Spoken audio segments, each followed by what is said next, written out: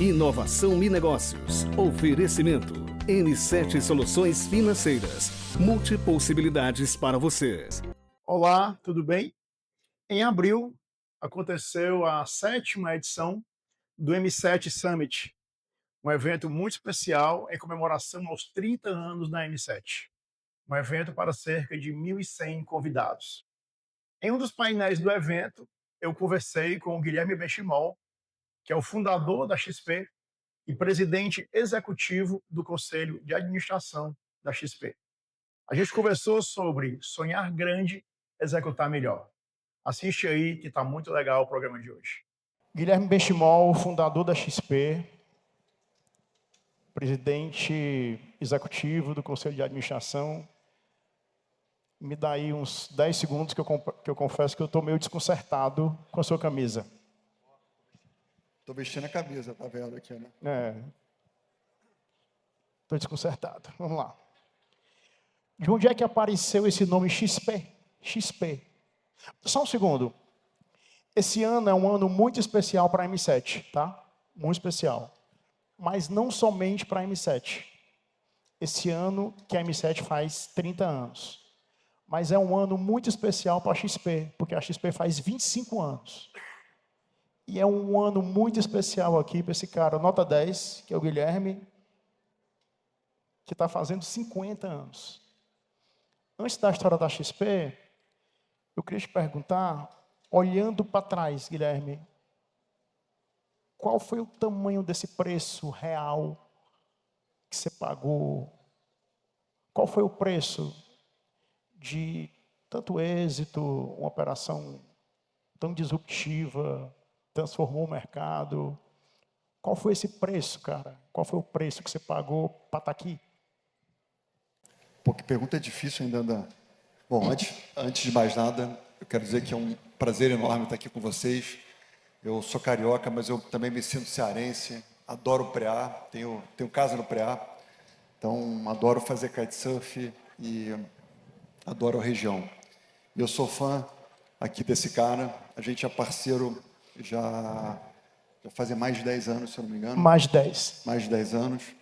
E é uma pessoa extraordinária. A prova disso é que eu fiquei sabendo hoje que deve ter umas 40 pessoas da XP aqui hoje, né? Então, acho que todas as áreas vieram aqui dar um abraço no Daniel e no time da M7, o que prova a competência dele, do time e do carinho que todos nós temos por estar nessa jornada com eles há 10 anos. Obrigado, Guilherme. Bom, pergunta sua difícil. O preço que se paga, eu acho que todo empreendedor paga um preço, né? O preço de às vezes trabalhar muito, né? Não tem como você fazer uma coisa dar certo sem se dedicar de corpo e alma. E como todo empreendedor, como o meu caso, né, que comecei a empresa do zero há 25 anos atrás, eu comecei a empresa literalmente com 10 mil reais no bolso, fui demitido e decidi empreender porque eu não queria mais ter chefe, então a minha visão era basicamente essa. Então você cai de cabeça, né? Você cai de cabeça e você, por um bom tempo, tem que aprender a conviver com desequilíbrio na vida, né? Então você fica muitos anos sem tirar férias. Minha sorte é que eu trabalhei com a minha esposa por muitos anos, então a minha esposa era minha estagiária lá atrás. Então, por 10 anos ela trabalhou ao meu lado, o que de uma certa forma ajudou e atrapalhou. Mas é isso, você tem que abrir mão de algumas coisas, né?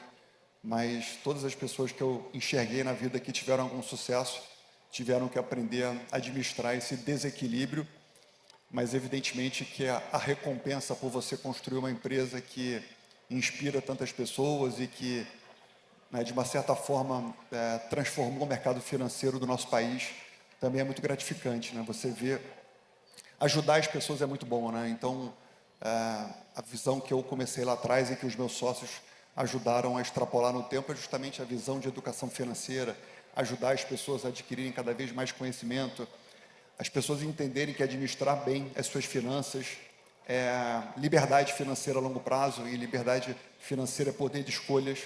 Então, ajudar a incutir esse pensamento na sociedade, trazer competição ao setor financeiro, que infelizmente o Brasil tem a maior concentração bancária do mundo. São basicamente 5 bancos que controlam mais de 80% de tudo que a gente acaba consumindo, de investimentos a crédito e outros temas. Então é muito gratificante isso. É gratificante contar minha trajetória. Eu gosto de falar sobre empreendedorismo porque eu acho que o Brasil precisa de outras histórias legais, né, que possam ajudar a trazer gente que acredita no país, que fala bem do país. Então, isso tudo é o prêmio que você recebe por tanto sacrifício, e no final não tem a menor dúvida que vale muito a pena. Mas, obviamente, que o sacrifício, em algum momento você tem que conseguir buscar algum equilíbrio, né? Então, você não vai conseguir em algum momento você vai ter que equilibrar a vida pessoal com atividade física, com uma série de outras coisas, mas quando você está começando, isso é um desafio. De onde é que vem mesmo esse nome XP, Guilherme? Como é que foi essa história? O nome XP, como é que surgiu isso? Bom, eu fui morar em Porto Alegre, sou carioca, e no dia que a gente teve que escolher o nome da empresa, eu dava muito exemplo usando a expressão XPTO, ou seja, uma coisa aleatória. E aí eu ia colocar XPTO Investimentos, né? Eu simplesmente queria ter um CNPJ porque eu queria começar a emitir nota fiscal, simples assim. Então eu não achava que o nome era importante. O importante era começar a trabalhar o quanto antes. E meu sócio, na época, jovem que nem eu, um pouco mais inteligente nos temas de marketing, falou, não, vamos tirar o TO, porque XP é mais bonito, né? E então XP é abreviação de algo aleatório, XPTO, então não é nada. Não teve agência de marketing, não teve nada, foi escolhido em menos de 5 minutos. Agora, uma coisa curiosa, meu sobrenome é judeu, mas eu sou católico. Meu avô era judeu, mas a minha avó é católica, meus pais são católicos. E eu descobri, há uns meses atrás, uma coisa que eu achei incrível, que a XP significa Jesus Cristo em grego. Então, eu acho que uma história improvável como a minha tem um significado especial por trás, né? Então, uma história curiosa isso, né? Muito legal isso. Guilherme, ao longo desses 25 anos de XP, voltando aí para o começo e essa trajetória, eu imagino a quantidade de decisões difíceis que a gente toma gerindo uma empresa. Você não é mais o CEO da companhia, vamos já falar sobre isso.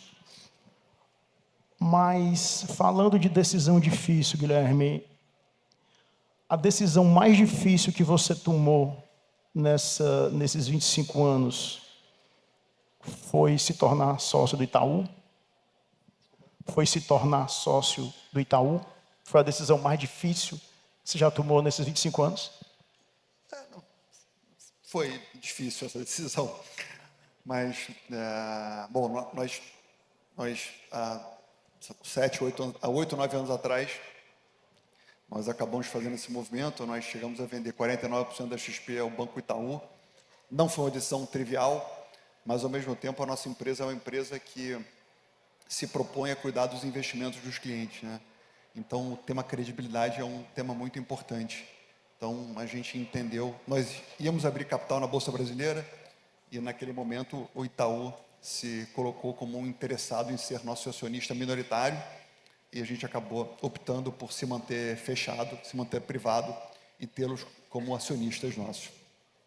Obviamente que deu certo no começo e depois talvez não tenha dado tão certo, e é fácil imaginar por quê, porque você imagina um conselho que são 7 membros, 4 membros são da XP, 3 são do Itaú, né? Assim, era um desafio grande. Mas eu acho que não, Dandan, acho que não foi uma decisão, acho que as decisões mais difíceis que eu tive na minha vida foram voltados aos temas de pessoas, acima de tudo no começo de carreira, né? Então, quando você começa uma empresa, a minha crença era que uma empresa era uma família, né? E eu tinha muita dificuldade de mandar pessoas embora. Porque se você acha que é uma família, você acha que está trabalhando com um primo, com um irmão, e ao mesmo tempo como o meu começo foi muito duro, eu e uma boa parte do time, a gente teve que comer muito sal. Foi uma vida muito dura, muito tempo sem ganhar dinheiro, muito tempo trabalhando de segunda a segunda. Mas a empresa vai crescendo e as pessoas muitas vezes não vão se adaptando. E aí as cadeiras vão ficando maiores do que as pessoas. E eu acho que essa capacidade de conseguir ter conversas duras e conseguir fazer a meritocracia internamente foi bastante difícil, né? Então, acho que por muitas vezes eu me sacrifiquei porque eu queria mais do que as pessoas. E eu talvez onde eu mais tenha errado na vida lá atrás foi na crença de que era possível mudar as pessoas. Eu não tenho essa crença mais, né? As pessoas são o que são, você molda um pouquinho aqui ou acolá, e você tem que aprender a fazer mudança no time. Empresa que é estática, eu acho que não consegue dar certo a longo prazo, né? Uma empresa precisa ser um ser vivo e é importante que ela tenha processo de forma que ela consiga fazer a meritocracia interna, né? E eu sei que meritocracia é uma palavra muito fácil de ser falada, mas é muito difícil de ser implementada na ponta, né? Então, até eu entender isso e até eu aprender a mudar as pessoas e demitir as pessoas muitas vezes, né? Eu talvez tenha demorado demais nesse processo e talvez essa tenha sido a parte mais difícil, né? Alguns sócios que começaram comigo lá atrás, hoje, infelizmente, não estão mais comigo, mas eu tenho certeza que eles são super felizes, fazendo coisas que eles, hoje em dia, fazem muito melhores e nós somos amigos, né? Mas acho que aprender a separar isso e aprender a colocar isso em ordem é um tema bem complexo. Em 2000 no começo dos anos 2000, a XP estava em uma situação financeira muito difícil. 2001, 2002, você fala isso publicamente. E aí a coisa começou a andar com a educação. E em 2005, 2006, você recebeu uma proposta muito tentadora para vender a XP para a Ágora. Por que você não vendeu? Como foi essa história, por favor, Guilherme? Bom, depois de conversar com muitos empreendedores, eu vejo um dia que aqueles empreendedores que estão dando certo, a maior parte deles acaba ficando tentado a vender seu negócio no momento que ele começa a exponencializar, né? E eu quase fiz isso também, né? Em 2006, 5 anos depois de ter começado a empresa, e 2, 3 anos antes eu estava muito mal financeiramente na empresa, estava começando a escalar. Apareceu na época a maior corretora do Brasil, que era a Ágora, que depois virou Bradesco, e eles tentaram comprar a XP por $30 milhões na época. Era um dinheirão, aliás, até hoje é um dinheirão, e eu não aceitei por um detalhe. Eu acabei não aceitando porque a proposta era que nós éramos um grupo de assessores de investimento e o interesse da Ágora era apenas ter a nossa carteira de clientes. Então, a gente teria que mandar todo o time embora. Eu falei, olha, não vou fazer isso porque eu não quero me dar bem sozinho, né? Se a gente conseguir fazer algo com todo o time, a gente segue em frente. Mas não era o interesse da corretora Ágora na época. O interesse era simplesmente ter a carteira de cliente, que já era grande, ter um modelo comercial diferente, né? Nós montamos um modelo comercial que era superavitário.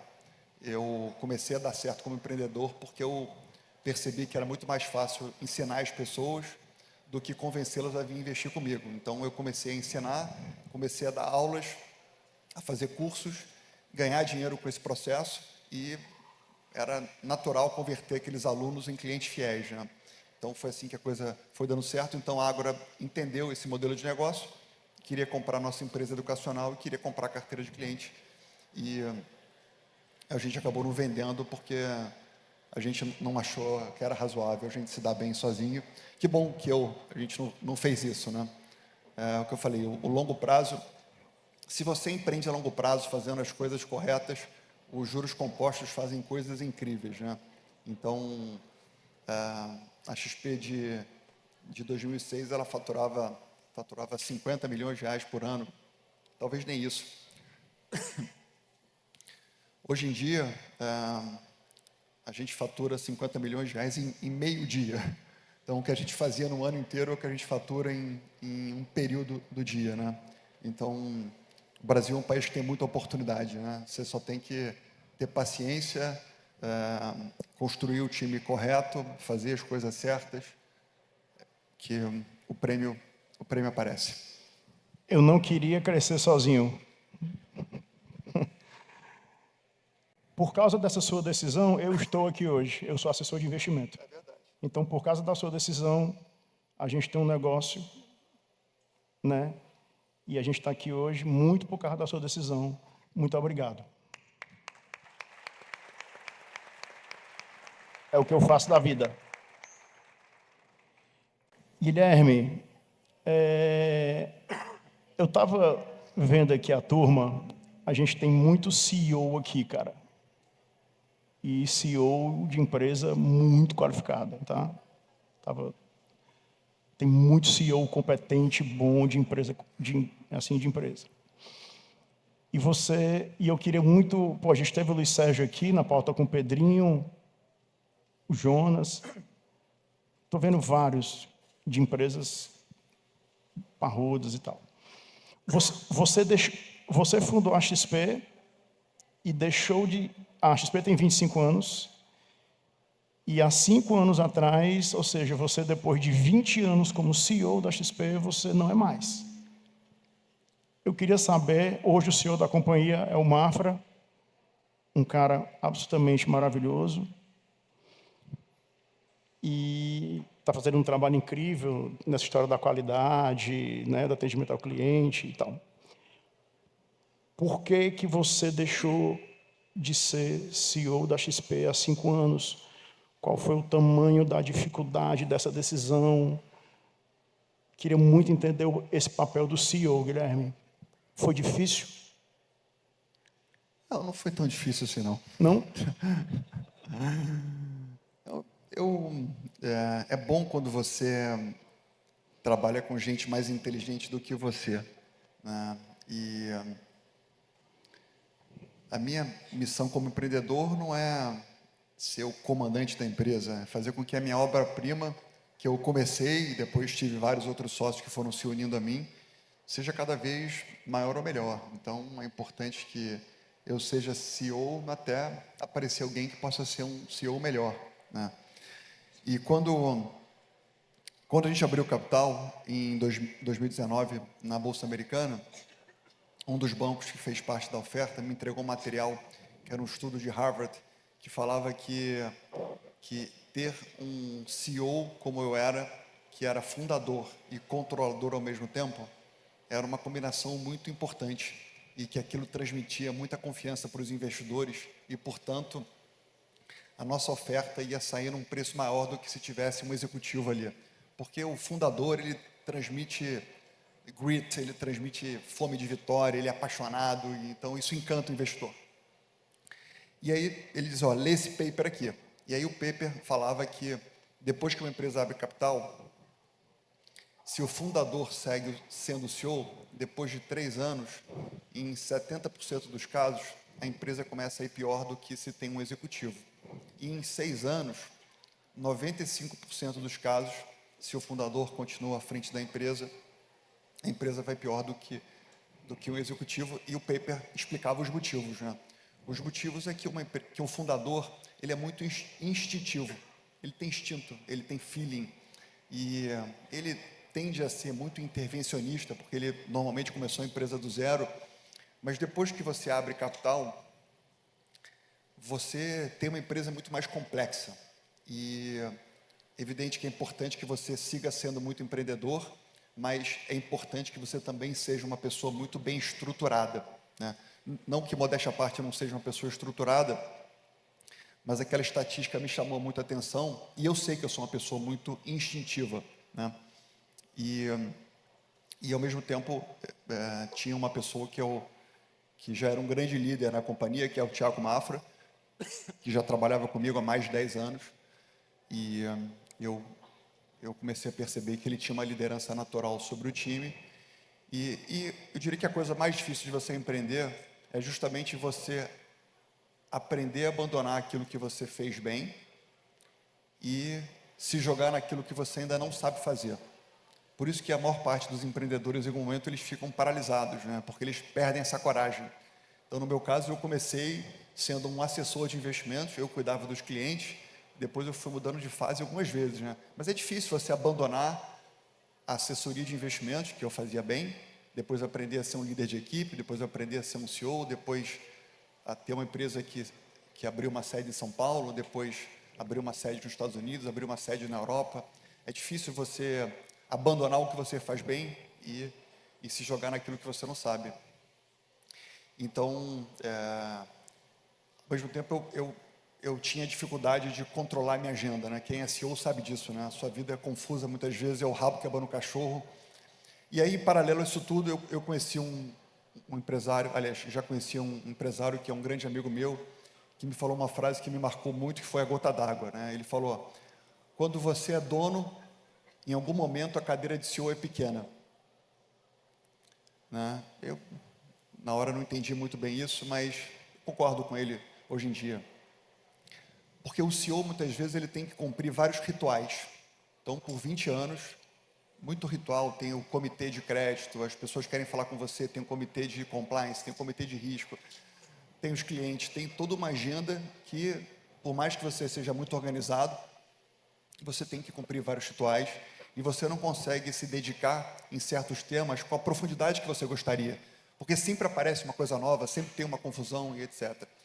Mas quando você passa a ter uma agenda livre e coloca uma pessoa que vai ser o CEO e que essa pessoa é melhor do que você, porque ela é mais estruturada, ela é mais analítica, e você monta uma parceria com ela, você ajuda essa pessoa a não cometer os erros que você cometeu, então ela se sente empoderada, ela se sente mais forte, e você passa a ter tempo de qualidade para que você possa se meter nos temas que você acha mais importantes e ficar neles o tempo que você achar necessário. Então, na minha ótica, isso era super inteligente, fiz a transição e assim, espero que eu nunca mais volte a ser CEO de nada na vida, né? E é isso, eu tenho certeza que a empresa com o Thiago hoje está muito melhor do que eu. E eu acho que a gente só tem uma empresa de verdade, a gente só tem um negócio quando a gente passa a ser substituível. Se a empresa depender do fundador da companhia, você não tem um negócio. Essa é a minha visão, né? Então, é importante que você seja capaz de construir uma engrenagem de pessoas que tenham uma direção clara, que tenham um plano de longo prazo, que tenha gente competente, de preferência sócios, que a meritocracia funcione e que você seja a cereja do bolo. Quando você consegue chegar nesse estágio, aí sim você tem um negócio de verdade.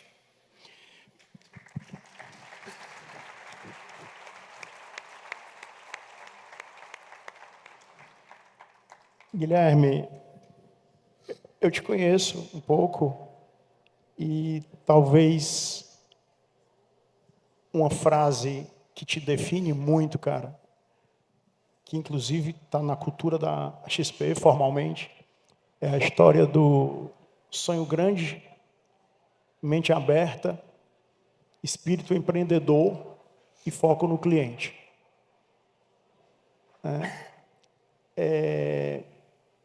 Eu queria ir agora para o desafio da execução, né? Tem o plano, tem um projeto, tem um plano estratégico. O que é que você... Assim, você é um cara muito disciplinado, você usa muito esporte para isso, né? Você, no dia da decisão do Itaú, você foi correr muito e ficou... Isso te equilibra. Vamos falar um pouquinho do desafio de execução, Guilherme, que eu acho que é um desafio bem maior do que o do planejamento. Como é que você tratou isso a sua vida inteira? Mas execução de cultura, que você perguntou? Execução operacional, Guilherme. Aquela execução, você planejar um plano estratégico e colocar em prática aquele plano estratégico no dia a dia com seus líderes. E claro que isso envolve cultura também. A execução é uma derivada de você ter as pessoas certas, né? Então, a minha lógica empreendedora, você precisa ter uma visão clara do que você quer ser, do diferencial competitivo que você possui no mercado, onde é que você quer chegar, então esse é o futuro. Depois você precisa montar um plano. Essas duas coisas não são tão difíceis, ser um visionário e montar um plano. O difícil é justamente a execução diária, né? Que é como é que você gasta o seu tempo de forma inteligente. Estão vendo aí, né? Programa super especial com Guilherme Benchimol, fundador da XP e presidente executivo do Conselho de Administração da XP. Segura aí, primeiro intervalo, daqui a pouco a gente volta. Inovação e negócios. Oferecimento. N7 Soluções Financeiras. Multipossibilidades para você.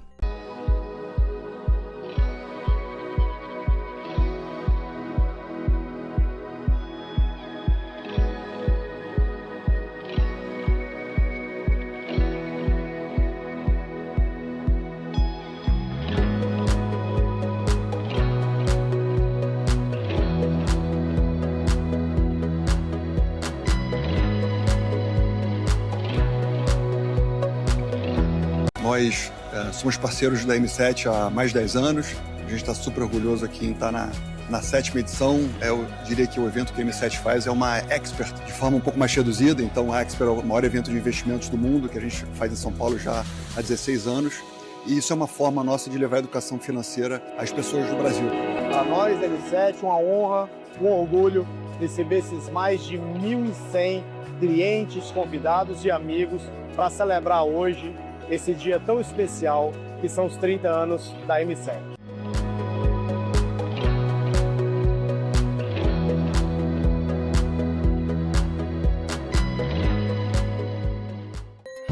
Inovação e negócios. Oferecimento.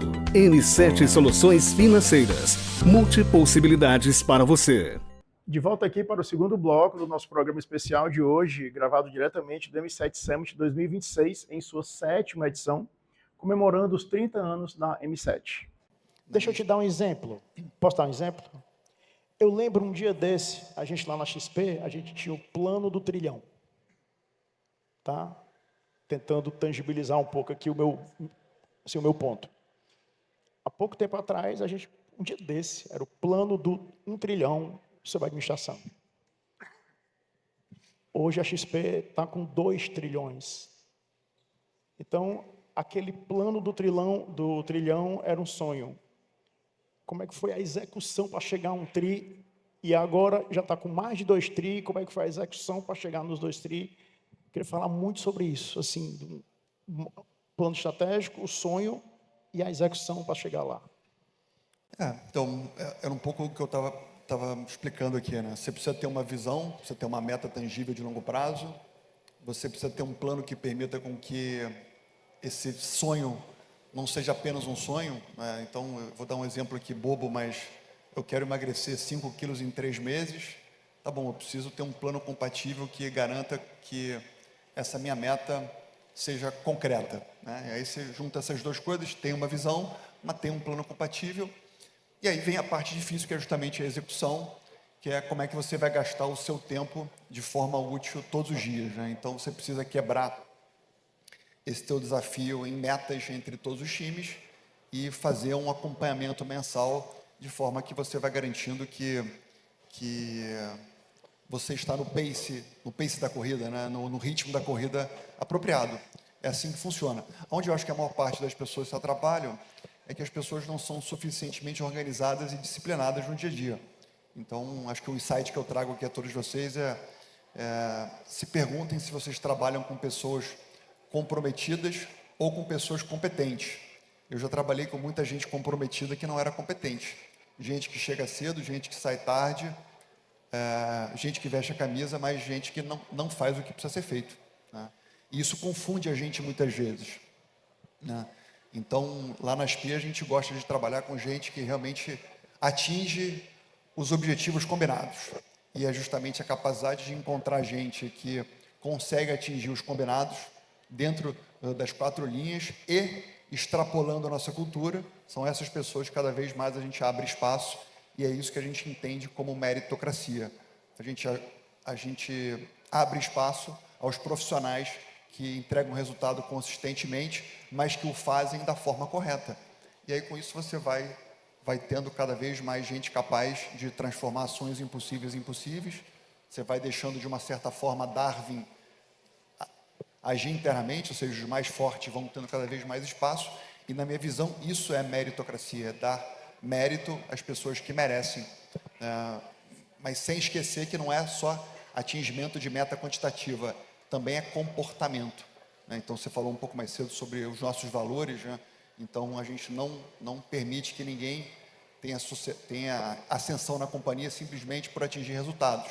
Tem que atingir resultado, mas precisa extrapolar os nossos princípios e valores, e aí cada vez mais a gente vai ter no topo da pirâmide gente competente que entrega resultado com cultura cada vez mais forte.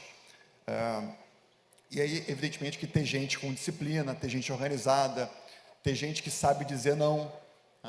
Então, quando essas coisas todas são concatenadas, visão, planejamento, execução diária, cobrança de metas mensais, e você vai cada vez mais deixando os mais competentes terem mais espaço, cada vez mais as pessoas bagunceiras, menos organizadas, etc., vão sendo expelidas da companhia, e o resto é consequência, né? Então, eu tenho um hábito que é curioso e que é simples, e eu acho que boa parte dos nossos líderes seguem esse hábito até hoje, né? Então, eu falei sobre administrar bem o tempo durante o dia, né? E, de novo, boa parte das pessoas que eu conheço no mercado, elas fazem na empresa não o que precisa ser feito, o que aparece na frente. Porque numa empresa você tem ali uma opção de coisa que está acontecendo e você vai pegando uma coisa aqui, outra colar. De novo, super comprometido, mas não necessariamente competente, né? Então, meu dia hoje termina 7h30 da noite, eu chego em casa, sento no meu escritório, gasto meia hora montando o meu dia seguinte. Eu normalmente tenho 8, 10 tarefas no dia seguinte, que é o grãozinho de areia que eu vou conectar no meu plano de 3 a 5 anos. Eu, hoje, à frente do conselho, tenho um planejamento de 3 a 5 anos, mas eu só vou chegar lá se todo dia eu conectar um grãozinho de areia, e aí são esses grãozinhos de areia que, na sequência correta, vão me permitir chegar na visão que nós sonhamos, né? Então, eu preciso saber o que eu vou fazer no dia seguinte, porque eu preciso saber também o que eu não vou fazer. Então, chega muita coisa. Não, obrigado.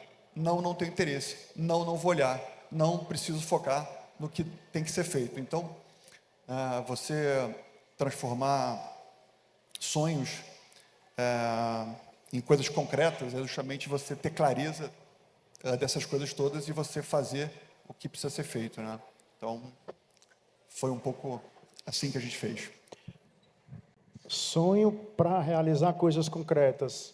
Por falar em sonho, você está envolvido numa iniciativa muito legal agora, bem recente, que eu sei que está te encantando isso, que é a história do Instituto B55, né? Que é junto com a Stone e com o Nubank e a XP, para desenvolver o empreendedorismo. Como é que nasceu isso? Você está voltando para tentar escalar aquela coisa que você gosta tanto, que é desenvolver o empreendedor? Como é que é esse projeto, Guilherme? Como é que foi essa conversa com a Stone, com o Nubank, para poder desenvolver? Como é que está isso? Não é exatamente com a Stone nem com o Nubank, mas com os fundadores. São os fundadores, né? Fundadores. XP, Stone e Nubank, é isso? É com o André Street, que fundou a Stone, e com o Davi Vélez, que fundou o Nubank, né? Então, nós somos concorrentes, mas somos super amigos. As nossas empresas começaram do zero e nós tivemos sucesso no mercado financeiro e a gente decidiu fundar um instituto sem fins lucrativos, chamado B55. Até gostaria que todos vocês seguissem a página do perfil no Instagram, então é B55. E a proposta é simples: como é que a gente ajuda a formar empreendedores no Brasil melhores do que a gente? E a gente acha que a melhor maneira de mudar o Brasil não é falando de política, apesar de eu achar que é um tema importante, mas, enfim, a gente acha que a maneira mais estruturante de mudar o Brasil é justamente formar novos empreendedores. E o Brasil é um país super empreendedor. O Brasil hoje, o terceiro maior sonho do brasileiro, esse é um estudo do Sebrae, é empreender. Há 15 anos atrás, empreender era o 20º sonho do brasileiro. Hoje é o terceiro sonho do brasileiro. O maior sonho é ter a casa própria, o segundo sonho é viajar, o terceiro sonho é empreender. E quanto mais empreendedores a gente tiver no Brasil, mais renda, mais inovação, mais impostos, né? Porque no final os empreendedores são os que mais pagam impostos. Você vai ter mais gente acreditando no Brasil e a gente acredita que isso forma o país do futuro. Então, como nós tivemos histórias muito legais e é um instituto sem fins lucrativos, nós também embarcamos 40 outros super empreendedores do Brasil, que aí vai do Jorge Paulo Lemann a vários outros nomes também super emblemáticos. A gente não quis a doação de ninguém, a gente só quis que essa turma doasse tempo, porque a gente começa com um projeto voltado a treinamento de liderança e gestão, mas boa parte dos treinamentos são esses empreendedores que acabam dando aula.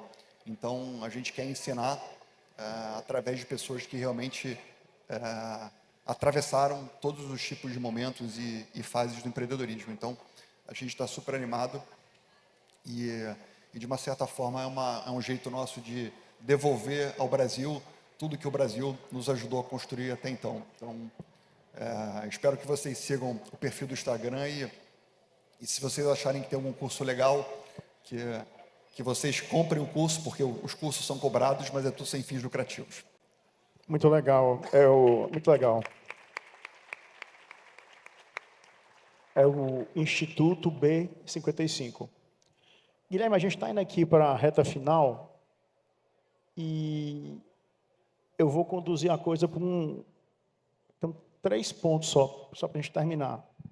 E eu vou seguir para um bastidorzinho, histórias de bastidor. Juízo, hein? Juízo. Não, mas só tem pauta positiva com você, seja bastidor, seja não ser.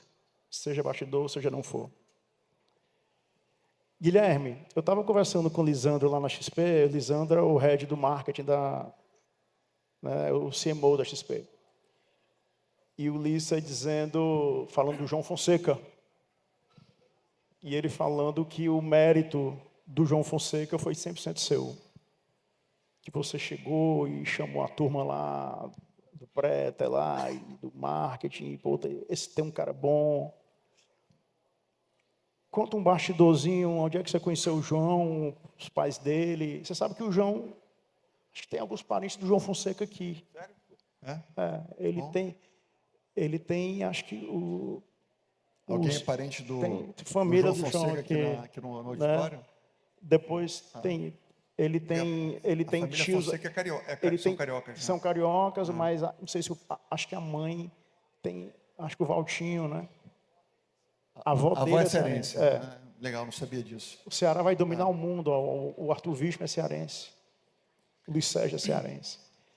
Como é que foi o bastidor aí dessa aproximação com o João e que maravilha ver esse menino, que é um menino ótimo, indo tão bem, né? Bom, acho que tudo começa porque, de uma certa forma, eu queria ser tenista. Então, até os meus 15 anos de idade, a minha vida era basicamente jogar tênis. Eu não era um aluno muito comprometido com a escola, era bom de matemática, mas o resto era um aluno nota 7 ali. E meu pai sempre foi um médico muito estudioso e meu sonho era ser esportista. E eu me lembro que um dia eu cheguei em casa e falei: pai, tomei a decisão e eu vou abandonar o colégio. Isso aos 15 anos de idade. Ele falou: filho, muito bem, você vai abandonar o tênis agora. Então a minha carreira foi encerrada e ele falou: você vai estudar agora porque você precisa ser alguém na vida, né?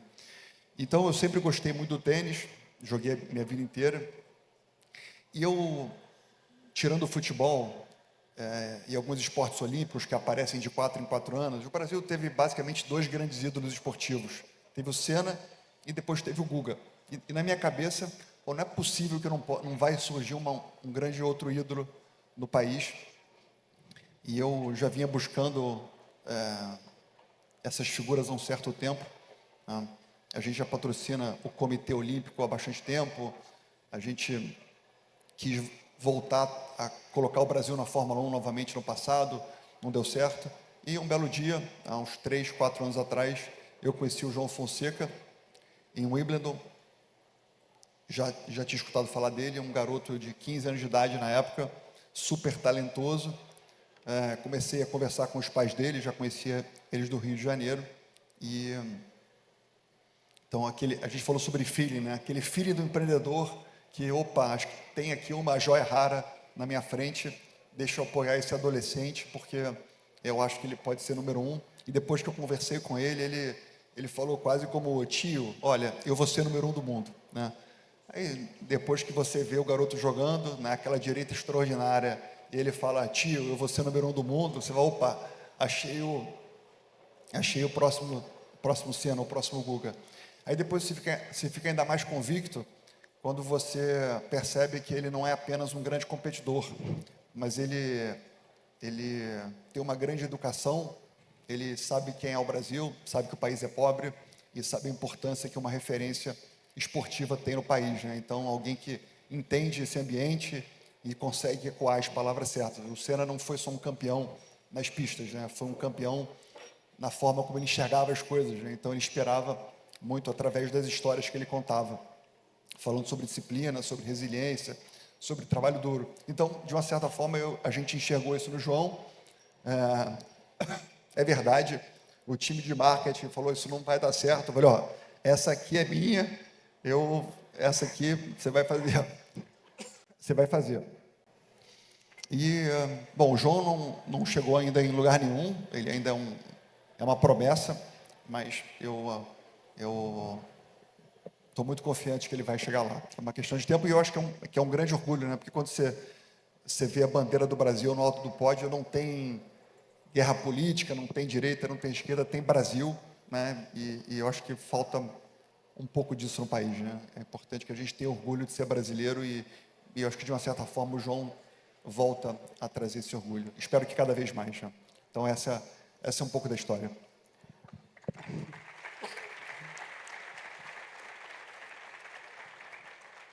Vamos agora rapidinho para o segundo intervalo, daqui a pouco a gente volta. Inovação e Negócios. Oferecimento. N7 Soluções Financeiras. Multipossibilidades para você.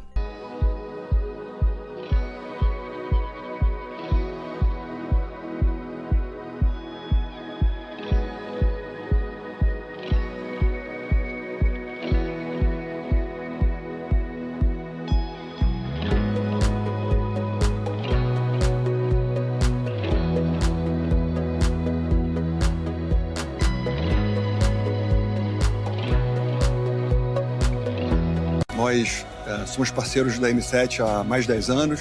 A gente está super orgulhoso aqui em estar na 7ª edição. Eu diria que o evento que a M7 faz é uma Expert de forma um pouco mais reduzida. Então, a Expert é o maior evento de investimentos do mundo, que a gente faz em São Paulo já há 16 anos. E isso é uma forma nossa de levar a educação financeira às pessoas do Brasil. Para nós, M7, uma honra, um orgulho receber esses mais de 1.100 clientes, convidados e amigos para celebrar hoje esse dia tão especial que são os 30 anos da M7.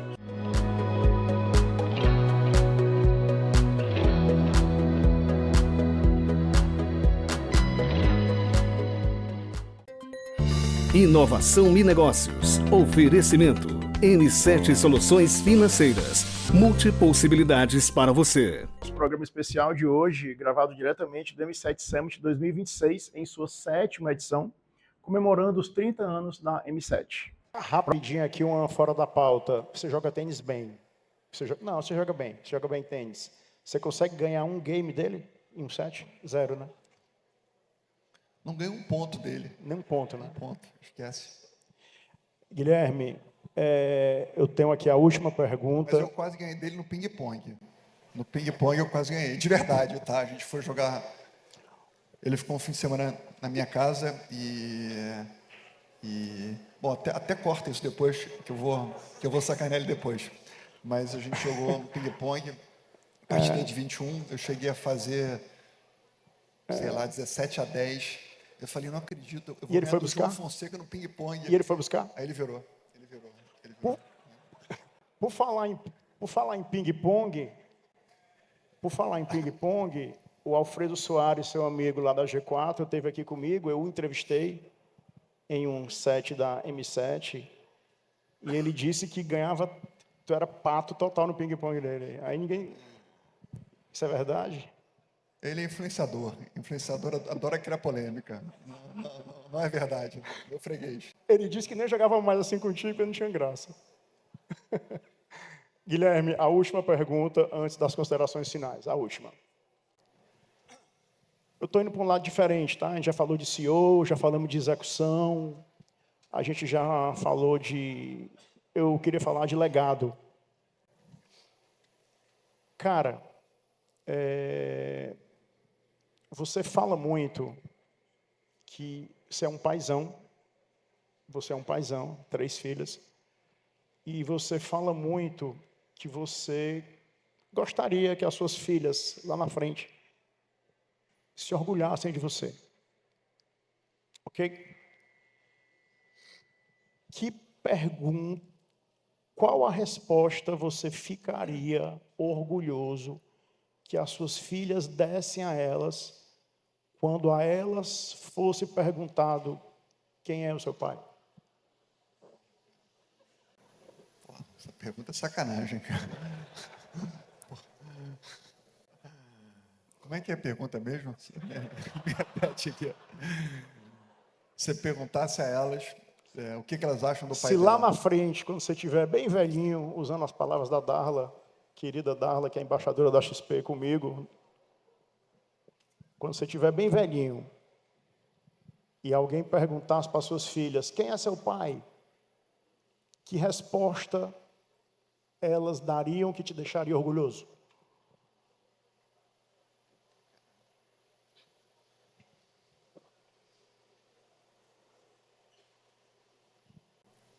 Que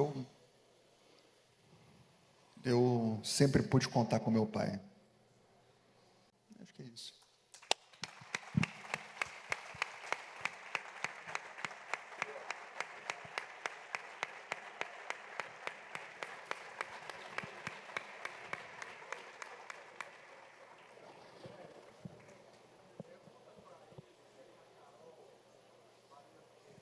Minha filha está aí. Boa pergunta. Eu te volto a pergunta agora. Não vou chorar aqui não, Guilherme. Estou com 3 dos meus filhos aqui, dos 4. Um está fora. Está ali o outro. Bora mudar de assunto, que o avião tem que sair. Te amo, meu amor. Guilherme,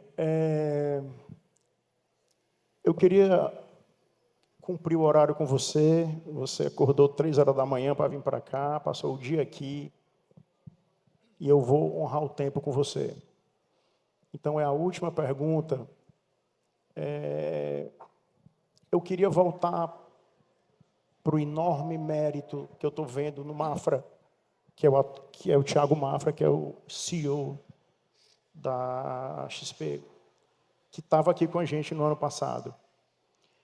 Eu acho que o Mafra está tendo um mérito muito grande dessa história da era da qualidade, a era do atendimento ao cliente, da experiência do cliente. Isso está muito legal, muito legal.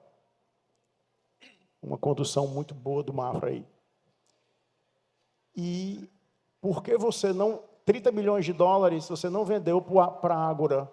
Eu estava fazendo uma conta rápida aqui, de lá para cá, Arthur, dobrou, hoje é 60 milhões de dólares, 300 milhões de reais. Você não vendeu, você estava quebrado 2, 3 anos antes e recusou algo em torno de 300 milhões de reais porque você não queria ficar bem sozinho. Você não iria abandonar os assessores de investimento. E eu sou um assessor de investimento com muito orgulho, e é o que eu faço da minha vida, e eu estou aqui por sua causa.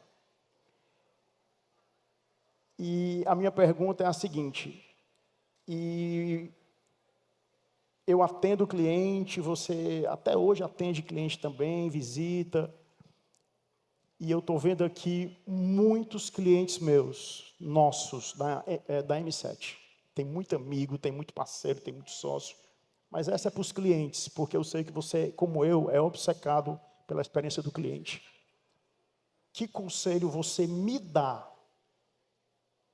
a mim para eu ser um melhor assessor, para mim atender melhor os meus clientes e me inserir cada vez mais nessa história da área da qualidade? Como eu posso ser um melhor assessor? O que é que eu posso fazer? Me dê um conselho. E as suas considerações finais, Guilherme, por favor. Eu falei sobre como é você trabalhar com pessoas melhores do que você. Nosso CEO já está à frente da empresa há 5 anos. E acho que, de uma certa forma, todo empreendedor que começa, ele quer ocupar o espaço dele, né? Então, ele quer crescer. Obviamente que ele quer entregar qualidade o tempo inteiro. Mas eu acho que, de uma certa forma, eu errei na minha gestão por acreditar que crescimento e qualidade eram 2 palavras que andavam lado a lado. Tem que crescer, você tem que fazer qualidade. E o Thiago falou, não vai ser assim mais. Todo o nosso esforço agora é para entregar qualidade. Crescimento é consequência. Então, acho que o conselho que eu te daria é encante os clientes, que o crescimento virá exponencialmente. Né? Não foque no crescimento, foque em deixar com que todos os clientes se sintam excepcionalmente muito bem atendidos em todos os sentidos. Né? Então, acho que esse é meu conselho. Bom, considerações finais aqui. Eu diria que o Ceará, se eu não me engano, depois do Rio, São Paulo e Minas, talvez, é o estado brasileiro que mais tem companhias de estado, se eu não me engano, tá?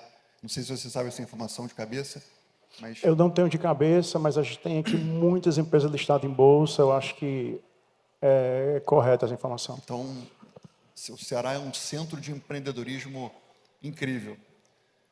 Eu acho que o convite que eu faço a todos vocês é: vamos continuar melhorando nossas empresas, acreditando no Brasil, construindo negócios cada vez melhores. Eu assisti o Valtinho aqui comentando, ele tá por aqui, eu acho, né? Tá super otimista. Onde é que ele está? Está lá atrás. Então, super otimista, ele está dando entrevista ali de costas. Então, o que eu queria é que a gente saísse daqui animado com o Brasil. O Brasil, certamente, é o país que mais tem oportunidades no mundo. Um país enorme, tem uma democracia estável, as coisas funcionam, falta tudo no país ainda, então quem é empreendedor não quer morar no Vale do Silício, não quer morar em Miami, não quer morar em Lisboa, porque lá já tem tudo. Aqui falta tudo, então aqui é o sonho dos empreendedores. Então eu adoraria que o Ceará se transformasse cada vez mais nessa meca do empreendedorismo do Nordeste, que os grandes empreendedores cada vez mais inspirassem os empreendedores que estão vindo abaixo, e isso vai criando uma corrente do bem. E eu acho que quanto mais empreendedores estiverem no Brasil, mais a gente vai na direção certa. Então mais uma vez, você está de parabéns aqui, Dandan. Um grande orgulho estar com você nessa jornada de 10 anos. Tenho certeza que virei aqui mais vezes, com certeza. Te espero na Expo esse ano. Vai ser do dia 25 ao dia 27 de julho. Todos estão convidados. É o maior evento de finanças do mundo. Vai acontecer em São Paulo. São 3 dias de espetáculo. A gente espera mais ou menos 70, 80 mil pessoas. Então, quem tiver essa data disponível, estão convidados a conhecerem esse super evento. Nós estaremos lá, vamos ter um stand lá e vamos levar cerca de 100 convidados. Que show. E eu estarei de volta muitas vezes, acima de tudo, no segundo semestre, que é quando a temporada de evento começa. Então quem quiser me encontrar no pré-A, depois de julho, eu espero vir em muitos finais de semana, gente. Obrigado mais uma vez a todos vocês. Um abraço.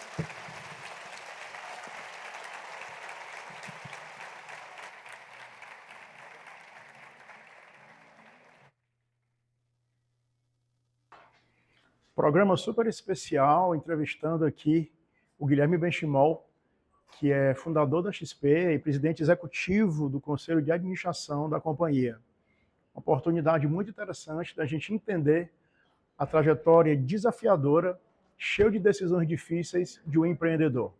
Um grande abraço a todos, até o nosso próximo programa, se Deus quiser. Inovação e Negócios. Oferecimento. N7 Soluções Financeiras. Multipossibilidades para você.